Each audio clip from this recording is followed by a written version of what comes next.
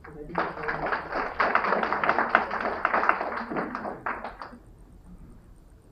you so much, Anisha. That's powerful illustration. Sit down. I think the objective is a reminder that when learners feel supported and happy, they're not just ready to learn, they're ready to thrive. Thank you so much. That was powerful. Let us welcome our next presenter, who is Rebecca Baraza, to come and give us a powerful presentation on Educate Before Age and Wezesha Mtoto Ashamiri. Welcome.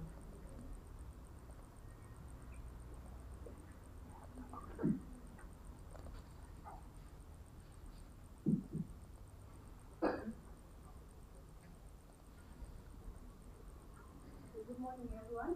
Good morning. Okay. My name is Rebecca Baraka from Babadogo Primary School in Asarama. Okay.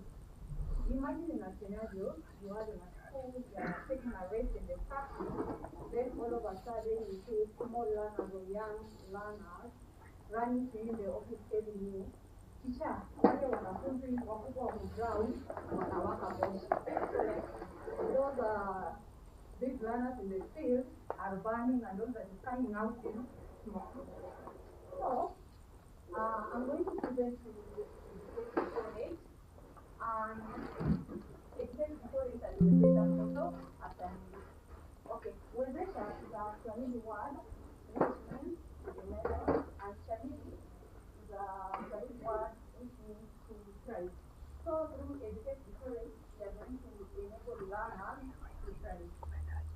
Okay, this initiative reflects my conviction that we don't have an addiction problem, but we have an education problem which we need to bring for intervention so that we can help the learners do well.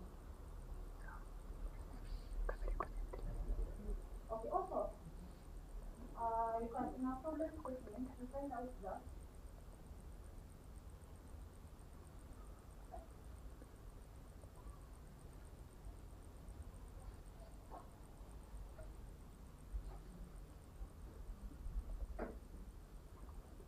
the psychology is the World Health Organization meant for of the brain development occurs between the age of 0 and 8.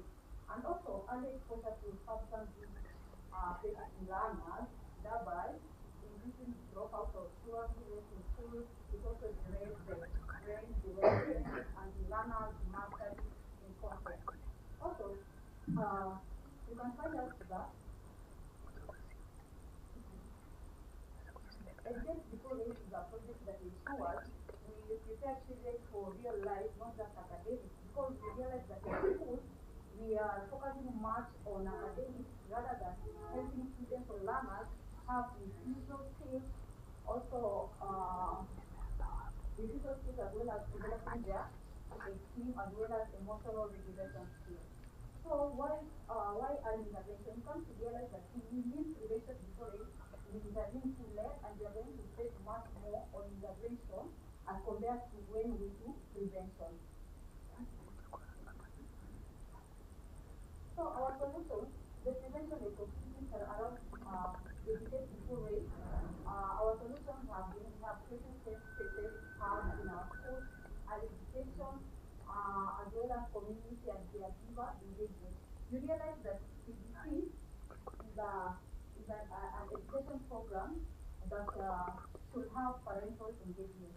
So we strongly believe that in prevention, as much as we have school-based prevention, we should also include parental engagement in prevention. So we realize that we did a stakeholder engagement whereby we did Nakada, who came in the school for advocacy and a mentorship program in partnership with the Nairobi Legal Licensing, as well as plan organization and safeguard.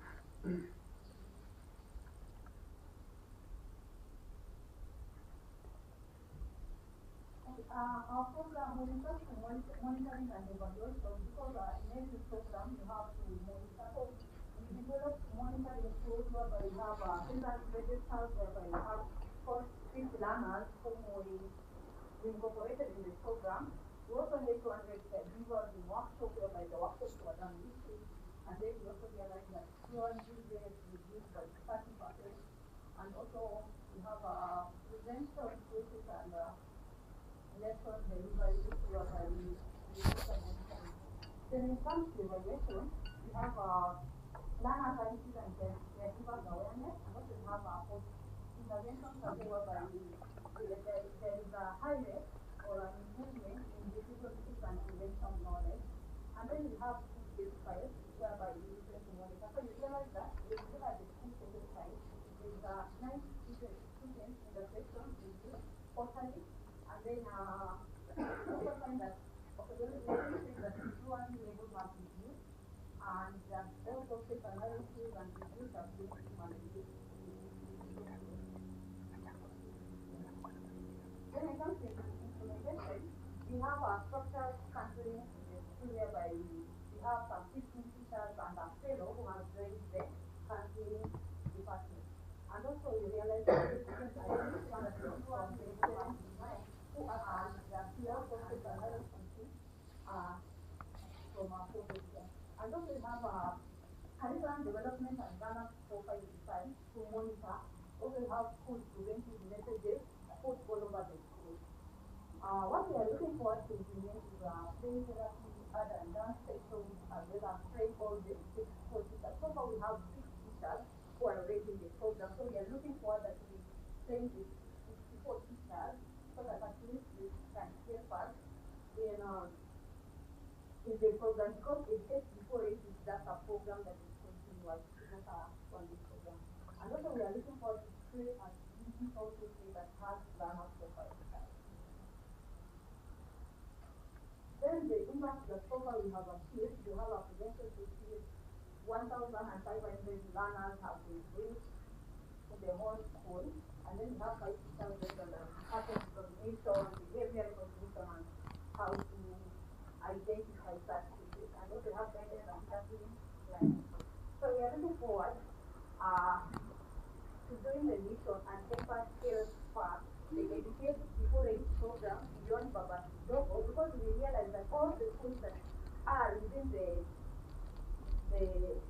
within Madare and some slums, they are within the catchment areas, whereby we find out that there is a high rate use of drugs, and we find that for learners, it's drug use. So learners are eating drug use that is affecting their education and achievement of the Fit for Kenya mission and vision. So we are calling on the stakeholders and like-minded people to join us in scaling the education before it and engage and also academic program for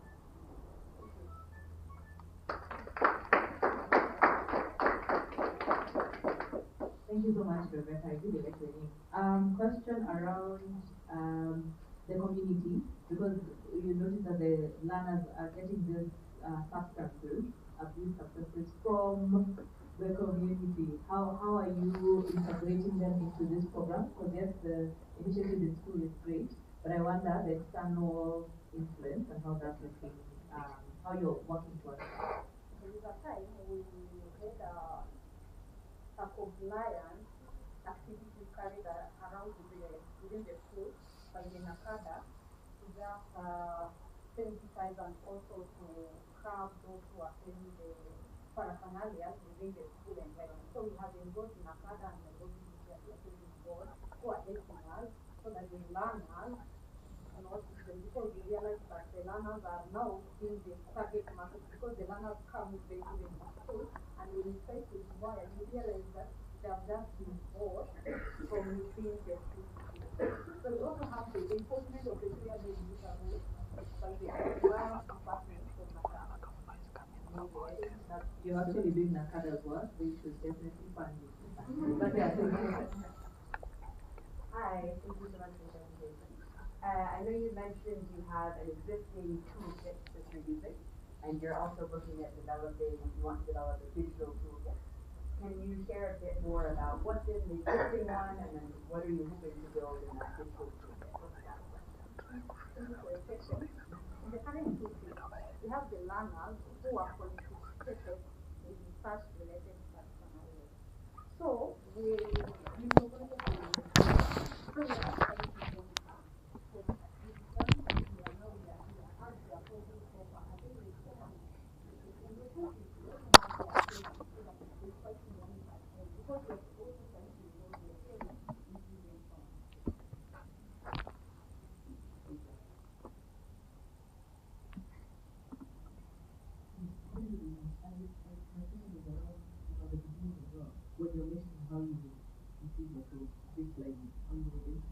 one of the issues we identified was school.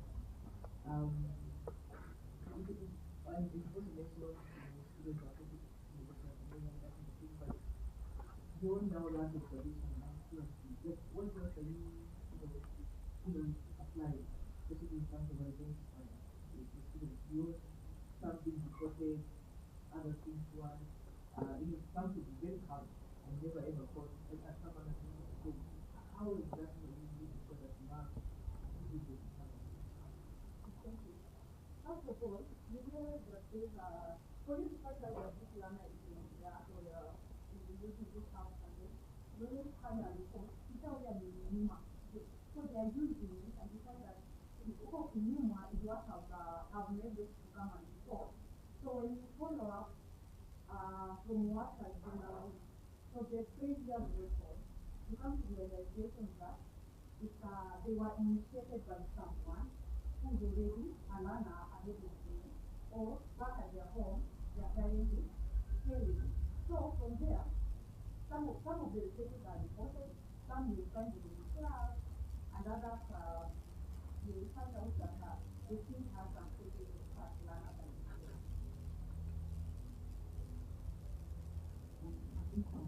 I know sometimes it is what we see in society. I think it's called for the other part of the iceberg.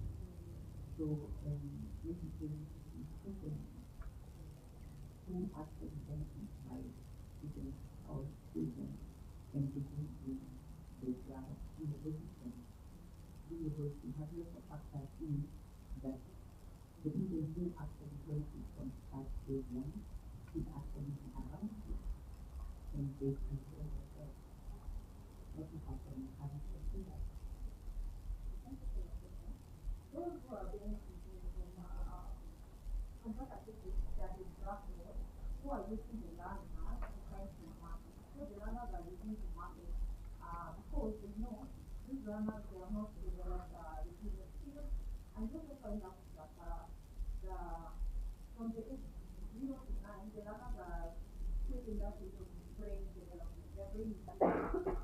So we find out that for these learners, they don't have much information about the dangers of drugs or what is drugs are going to do with their health. So we find out that they are the easiest ones to manipulate and easiest to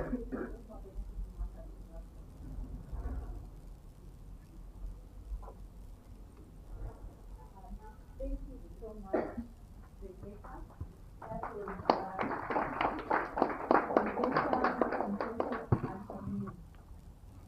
I think that can help to empower a child to thrive. That is very powerful of you, Rebecca. Let us welcome the next presenter, who is Jacinta Akot.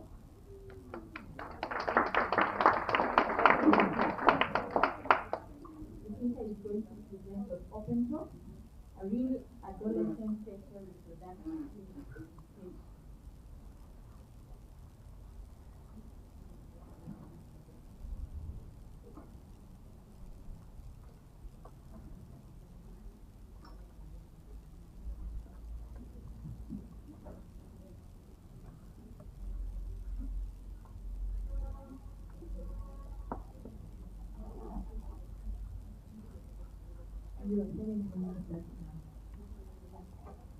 Hi everyone. Hi.